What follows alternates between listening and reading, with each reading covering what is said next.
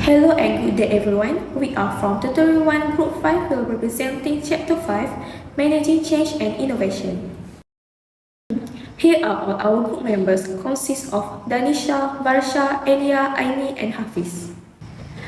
We will be presenting discussion question for Chapter 5, Case Application 1, Defeating the System, and Case Application 2, The Next Big Thing. The first question for discussion, question chapter 5, why is managing change an integral part of every manager's job? It's because change is an organizational reality. It is a constant and unavoidable aspect of a business environment. Managers must adapt to the organization structure, technology, and people. Without managing change, organizations risk stagnation, inefficiency, and failure to meet evolving challenges.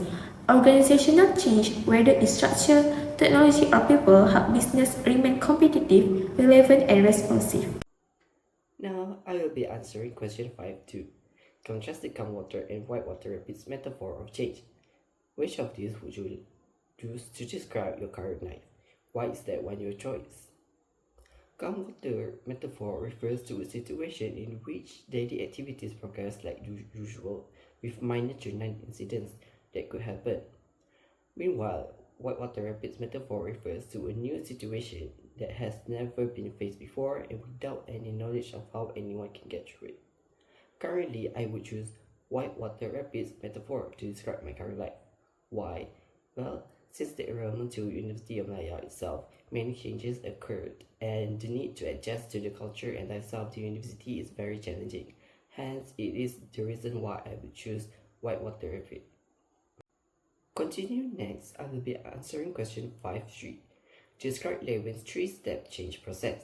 How is it different from the change process needed in the whitewater rapid metaphor of change? Lewin's 3-step change process works by shifting to changes systematically through the process of unfreezing, change, and revising. Unfreezing refers to breaking down the mindset and motivating new changes. Change refers to introduction and experimentation of new changes. Revising refers to solidifying the changes to create a new norm. Lewin's 3-step process highly differs with whitewater rapids metaphor based on their nature. Lewin's 3-step process works more systematically, meanwhile whitewater rapids metaphor works randomly based on the occurrence of change itself. Then we will move to question 4. How are opportunities, constraints, and demands related to stress? Opportunities, constraints, and demands are related to stress because they each create conditions that can trigger a stress response. For opportunities, it can create stress when they present a chance for growth, success, or achievement, which can be overwhelming. For example, being offered a promotion at work can be exciting but also stressful due to the increased responsibilities and expectations. While constraints are obstacles that prevent someone from achieving goals, which can lead to frustration and stress. For instance, a manager might feel stressed if they are unable to meet project deadlines because of limited resources or lack of support. Lastly, for demands, it involves the loss or the threat of losing something desired, which can create pressure. For example, the stress experienced when preparing for an important exam as the demand to perform well can heighten anxiety. Then, continuing forward, I will be answering question 5.5. Organizations typically have limits to how much change they can absorb. As a manager, what signs would you look for that might suggest your organization has exceeded its capacity to change? Well, the manager need to notice 4 signs from their employees, which is their uncertainty, their habit, concerns on personal loss, and change is not in organization best interest mindset. For uncertainty, they possess a negative attitude towards the changes. They might not suggest that. Then we will move to case application 1 for chapter 5, defeating the system. I will present 10 points of summary that we got from this topic, which is changing culture. Firstly, Volkswagen emission scandal. In 2015, it was revealed that Volkswagen had installed defeat devices on clean diesel vehicles to circumvent government's emission tests, leading to one of the worst business ethics scandals in history. Second point, violation discovery. Researchers at West Virginia University discovered the issue when they found that Volkswagen diesel vehicles emitted pollutants up to 40 times above legal limits during real-world driving conditions. Then, defeat devices. Volkswagen used software to detect when vehicles were undergoing emission testing, switching to low emission mode during the test and then returning to normal performance on the road, causing excessive nitrogen oxide emissions. Next, we have problem scale. Initially, only 500,000 cars in the US were found to be affected. But later, Volkswagen admitted that around 11 million cars worldwide had defeat devices. For management and culture, the scandal raised questions about who in the company authorized the software, with some blaming the company's performance-driven culture, which was seen as aggressive, insular, and cutthroat. The CEO had response. CEO Martin resigned after the scandal. He initially claimed ignorance of the defeat devices, and although many executives were suspended, the full extent of responsibility remains unclear. The corporate arrogance. Volkswagen arrogance, possibly stemming from its confidence in evading detection, may have played a role in the decision to use defeat devices, assuming that authorities will uncover the deception. 4 point, initial denial and admission. Volkswagen initially downplayed the issue, suggesting it was a technical problem. Eventually, the company admitted that the defeat devices were initially designed to cheat emission tests. There were financial and legal consequences. The scandal cost Volkswagen over $20 billion in fines and settlements. In 2017, Volkswagen pleaded guilty to criminal charge, and a top executive was sentenced to 7 years in prison. At last, leadership and cultural change.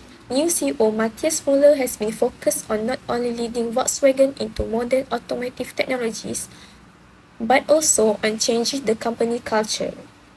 511. The external force in this case are the growing competition in the automobile industry as new companies and technology continue emerge. These new entrants bring innovative approach, advanced technology, and unique business models that challenge automakers like Volkswagen. Therefore, in order to stay competitive, Volkswagen had to accelerate its development and adoption of new technologies such as electric cars and autonomous vehicles. Meanwhile, the internal force for change are Volkswagen leadership and cultural change. Internal force come from within organization, including decision made by the top executive and effort shift to the company culture. Due to the scandal, Volkswagen appointed Matthias Müller as CEO, who aimed to accelerate internal change to steer the company through the crisis. As soon as Herbert Diess took over as a CEO with a vision for a faster change, this leader pushed for a cultural shift that emphasized transparency and the adoption of new ethical business practice. In my opinion, I would describe the Volkswagen environment as more like a whitewater rapid. The crisis Volkswagen faced after the emission scandal was anything but stable. The company had to react to sudden, high-stake challenge that required fast decision-making and fast implementation of changes. I think all three need to change. First is people. Employees at Volkswagen had an expectation and perception of ruthless management, so this created a hostile work environment and no one deserved to work in that kind of environment. The employees were so used to fear and practically taught to be no empowerment at the company. And Volkswagen need to change their company management team because someone had to come up with the idea for the vehicles to notice that they are being tested and then show the fake result to show the lower emission, requiring the employees to be involved enough to help the design the vehicles to work like that. Next is structure. Is the change in authority relationship, job redesigns, and sponsor or control. So Volkswagen can choose the redesigning structure and control over them. For example, they can change the structure so that people who work with the company can feel comfortable reporting unethical employee behavior and illegal things to upper management. Volkswagen also can propose a whistleblower, so it is an employee who report misconduct, illegal activities, or unethical behavior within an organization. Whistleblower might report issues such as fraud, corruptions, and violence. The last one is technology. Volkswagen should modify its work process, work methods, and the equipment it uses. For example, the software embedded in the cars, which allow the vehicles to pass the emission tests despite producing excessive exhaust emissions. This needs to be replaced. Changing this technology is essential as the previous software was both illegal and unethical. Question 513. First is leadership development and change management. So for choice, Volkswagen can implement leadership development programs to cultivate transparent and ethical leadership at all levels, emphasizing values like integrity, accountability, and innovation can help rebuild trust internally and externally. For the challenge, manager may struggle to overcome the lingering skepticism of employees and the public regarding the company's commitment. Next is improving organization culture. So Volkswagen can foster a culture of openness, collaboration, and ethical responsibility. This could involve workshops, team building, exercise, and regular feedbacks mechanism where employees can voice concern and suggestions. The challenge is shifting an entrenched culture that might have encouraged secrecy or unethical behavior could be difficult. Last one is team empowerment and innovation encouragements. And Volkswagen can encourage decentralized decision making where teams have more autonomy to make decisions. So this could spur innovation and improve morale, especially in areas such as product development and sustainability initiative. And for the challenge that Volkswagen face is manager might find it difficult to strike a balance between empowering teams and maintaining control.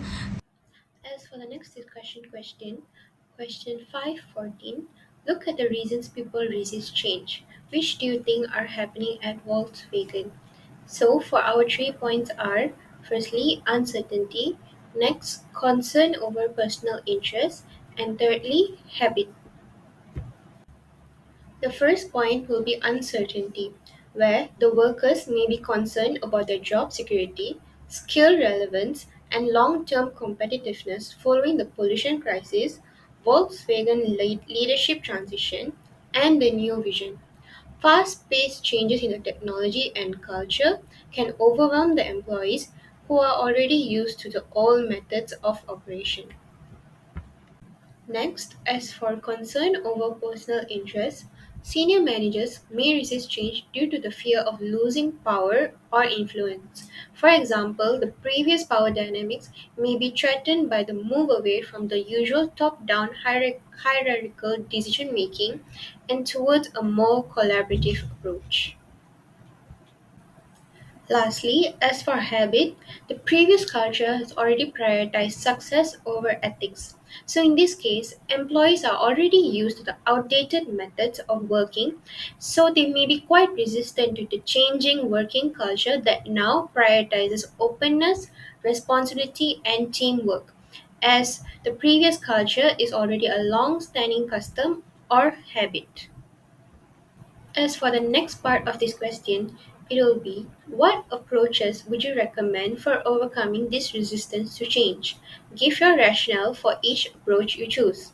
So, firstly, it would be transparency and effective communication. The rationale for this is that one of the reasons for resistance is fear of the unknown, and constant, open, sincere communication can lessen this resistance. Employer will trust more when they can comprehend the reasoning behind the changes. So, for the suggested action, it would be Volkswagen's executives must be transparent about the reasons behind the changes. Next is to offer assistance and manage power dynamics. The rationale behind this is that the opposition to change frequently originates from people who perceive a threat to their power. So, as for the suggested action, it would be to recognize these important influences in the organization by engaging them in the discussions earlier. Lastly, would be tackling habits through incremental change. The rationale behind this is that fundamental cultural norms require time to evolve. So, imposing a quick top-down changes can lead to negative reactions. So, for the suggested action, it would be to implement cultural changes progressively, establishing clear milestones, and celebrating small and big achievements throughout the process. As for the next discussion question, number 515, is an innovative culture always going to be at odds with an ethical culture, or is an innovative and ethical culture possible? Gather your thoughts on this and then in your assigned group, come up with an answer. Support your conclusions. Firstly, innovation drives positive change. It can be accomplished ethically, which involves solving problems and creating new value. For example, ethical innovation might result in the creation of eco friendly and efficient products, sustainable technologies, or new business models that emphasizes on inclusivity, fairness, and transparency. The next point will be on the importance of organizational structure and leadership. In this case, strong leadership is needed to build a culture that incorporates ethics and innovation, as innovation must follow moral guidelines and that integrity shouldn't be sacrificed in the name of new ideas. For example, a business can establish cross-functional teams that include R&D and ethics experts to guarantee that their creative projects undergo sustainability and ethical evaluations prior to their launch. Next, innovation also has the potential to propel ethical advancements. In this case, innovation can actually occasionally inspire ethical behavior. For example, blockchain technology advancements are being used to make supply chains more accountable and transparent. So, in this case, innovations actually enables businesses to better monitor and handle ethical dilemmas like environmental impact, corruption, and labor exploitation. His application to summary regarding the next big thing. So the first one is where Kevin Plank began with a simpler concept, which is creating a t-shirt that wouldn't become heavy and uncomfortable when drenched with sweat. And this was an issue that frustrated athletes. To solve this issue, he crafted a lightweight moisture shirt that fit like a second skin, helping athletes to stay dry and comfortable while playing football at the University of Maryland. This innovation resulted in the first Under Armour compression shirt, which gained widespread popularity among sports teams. This Under Armour grew rapidly, evolving from a small, unrecognized brand into a company with significant size, influence, and also reputation. The company continues to focus on integrating cutting-edge technology into its merchandise, designing products that meet the specific needs of the athletes. Continuing, Under Armour offers a diverse range of products from t-shirts and footwear to high-tech fitness accessories. Today, it stands as a $5 billion company competing with industry leaders like Nike. The company also remains committed to its slogan, which is "Protecting Our House," reflecting its dedication to enhance the athletic performance and pushing the boundaries of sportswear innovation. Despite its success, Under Armour has faced a lot of challenges, including difficulties in adapting to the software and financial setbacks. Yet, the brand upholds the innovation as a core principle, ensuring it stays relevant by continuously discovering new ways to enhance athletes' performance. By integrating creativity and technology, Under Armour is constantly exploring new product development opportunities with the goal of improving every athlete's experience. As for the discussion question number 516, what do you think of Under Armour's approach to innovation? Would you expect to see this type of innovation in an athletic wear company? Explain. So, firstly, as for Under Armour's approach to innovation, Under Armour actually integrates cutting edge technology into their product, such as heart rate monitoring shirts and advanced fabric technologies like water repellent and moisture wicking materials, enhancing the athlete's performance. The company also focuses on creating products that maximize comfort and performance, including features like compression wear that improve endurance and recovery. As for the next part, if you can expect to see this type of innovation in an athletic wear company, yes, in part, since maintaining industry competitiveness in athletic wear requires innovation. Under Armour stands out by combining traditional product innovation with advanced wearable technology, monitoring systems, and data and analytics enabled products such as the heart rate and vital sign tracking t-shirts to enhance both performance and athlete monitoring. So the question here is, what do you think UA's culture might be like in regards to innovation? So the answer given here is, Under Armour fosters a culture focused on embracing new challenges and pushing their boundaries. So the team members are encouraged to be bold and proactive in their pursuit of innovation. So they practice creativity and explore new ways of doing things, ensuring continuous growth. Additionally, Under Armour maintains an environment where ideas are freely shared, creating a collaborative culture that drives progress and innovation at all times. And this period of taking risk and stepping out of their comfort zone defines Under Armour's approach to staying ahead in the competitive sportswear industry. The next question is, how might design thinking help Under Armour improve its innovation efforts? So the answer is, Under Armour could enhance their innovation by leveraging design thinking to address the real-world challenges that athletes face. And design thinking encourages rapid experimentation and breakthrough innovation, ensuring that Under Armour remains adaptable and responsive towards the evolving trend in athletic wear. The last one is, where by focusing on fulfilling customer needs through a design thinking approach, Under Armour can drive higher sales and foster a strong connection with their customer.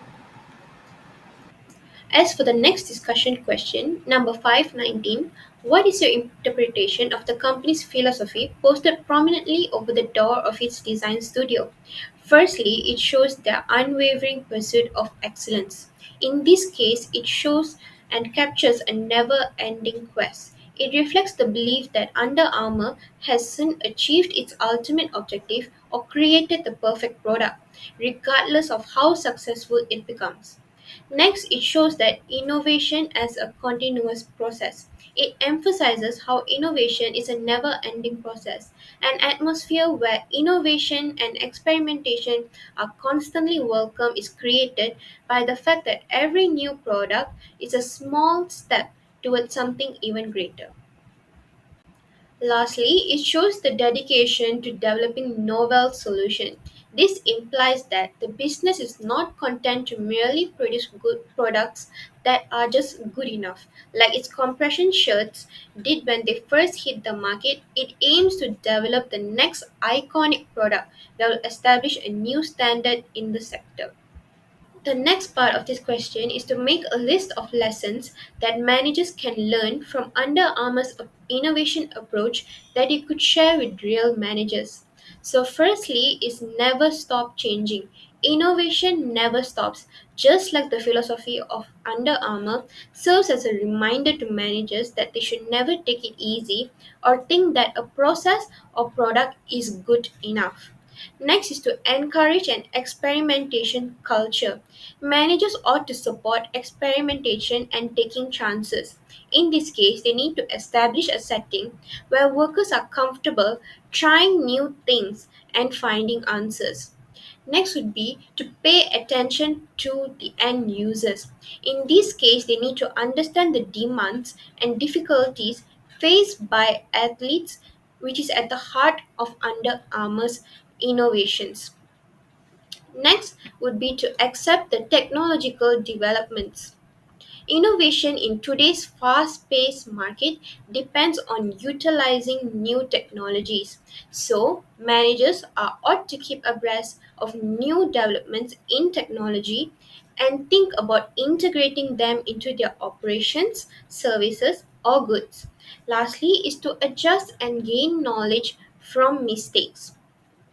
In this case, innovation is fraught with dangers and unknowns.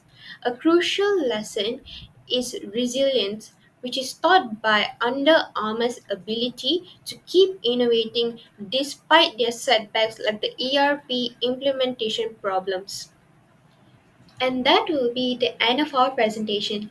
Thank you.